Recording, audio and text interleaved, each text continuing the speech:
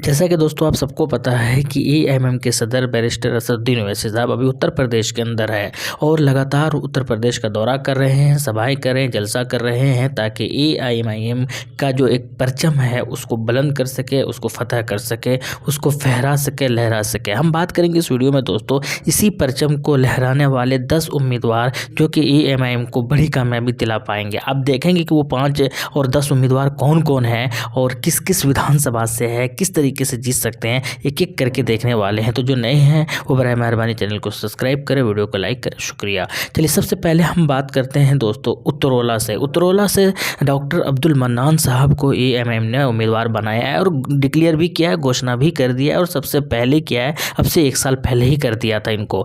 इनके अंदर की काबिलियत को देखकर एएमआईएम ने इनको जो है उम्मीदवार बनाया है दोस्तों। उत्तरौला विधानसभा की अगर बात करते हैं दोस्तों तो बहुत ही ज़्यादा लगभग 50% के आसपास मुसलमानों की आबादी है जो कि एक ज़बरदस्त है। लेकिन पिछला आंकड़ा आपको हैरान कर देगा दोस्तों। यहाँ पर उत्तरौला के अंदर जीत किसकी होती है तो बीजेपी की होती है, वो भी 7% मार्जिन के साथ। जबकि दूसरे नंबर पर समाजवादी रहते हैं, तीसरे पर बीएसपी रहते हैं, चौथे पर एएमआईएम रहते हैं लगभग 3000 आसपास वोटों के साथ। लेकिन आप देखिए दूसरे और तीसरे पर जो है समाजवादी और बीएसपी, ये उम्मीदवार कौन है, मुस्लिम उम्मीदवार है। और इन दोनों ने वोट कितना लाया है, एक ने 56 लाया है, एक ने 44 लाया है। इन दोनों वोटों को अगर जोड़ते हैं तो लगभग 1 लाख के आसपास हो जाता है। जबकि बीजेपी ने एक हिंदू उम्मीदवार बनाते हैं यहाँ पर और वो बीजेपी आराम से यहाँ से जीत कर निकल जाती है, सिर्फ और सिर्फ इसलिए क्योंकि समाजवादी पार्टी और बीएसपी ने जो है आपस में वोटों का बंटवारा किया, मुस्लिम वोटों का, जिसके बाद जीत किसकी हुई, बीजेपी की होगी। तो आप समझ सकते हैं अगर ये दोनों यहाँ के मुसलमानों मिलकर अगर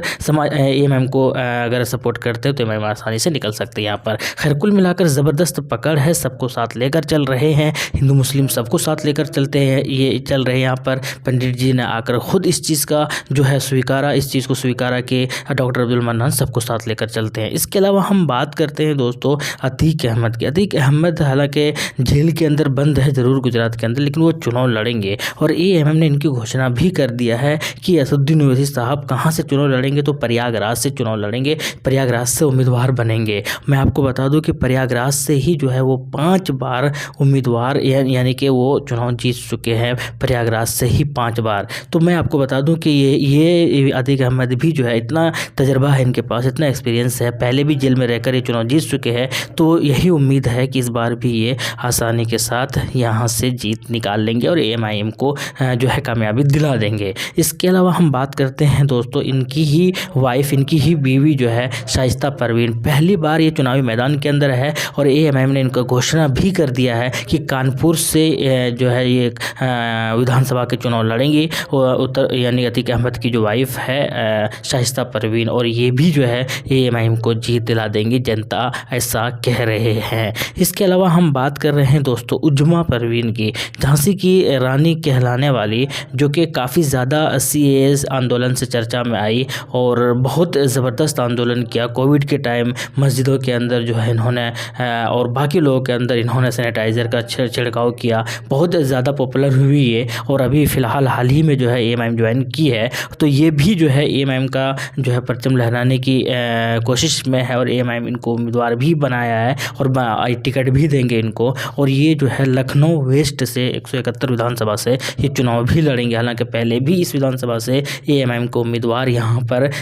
रह चुके हैं और 1700 वोट लाकर 4थे नंबर पर इन्होंने मकाम हासिल किया था। लेकिन यहाँ का भी हाल वही है दोस्तों जो उत्तरौला के अंदर है, यहाँ पर भी जीत होती किसकी है तो आपको बता दो बीजेपी की जीत होती है। जबकि दूसरे और तीसरे पर समाजवादी और बीएसपी रहते हैं और समाजवादी और बीएसपी की तरफ से एक दोनों मुस्लिम उम्मीदवार रहते हैं और दोनों ही मुस्लिम उम्मीदवार जो है एक 80,000 के आसपास वोट लाते हैं और एक 36,000 के। अगर ये दोनों ऐड कर लिया जाए तो आप देख सकते हैं कि 1 लाख से भी ज़्यादा इनके वोट इनके हिस्से में आ जाते हैं। जबकि जीत किसकी होती है, बीजेपी की होती है, वो भी 93,000 वोटों के साथ। तो वोटों का बिखराव कौन कर रहा है, वोटों का बंटवारा कौन कर रहा है, तो बेसिकली वोटों का बंटवारा जो है समाजवादी पार्टी और बहुजन समाजवादी पार्टी ये लोग कर रहे हैं मुसलमानों को टिकट देकर। अभी भी अगर आपको समझ में नहीं आ रहा है तो अब फिर आप अकल से अंधे हैं, आपको समझाने का कोई फ़ायदा नहीं है। इसके अलावा हम 5वां उम्मीदवार की अगर बात करते हैं तो शौकत अली साहब की चर्चाएं चल रही है। हालांकि अभी तक फाइनल नहीं हुआ है, लेकिन मुझे पर्सनली मेरा यही लगता है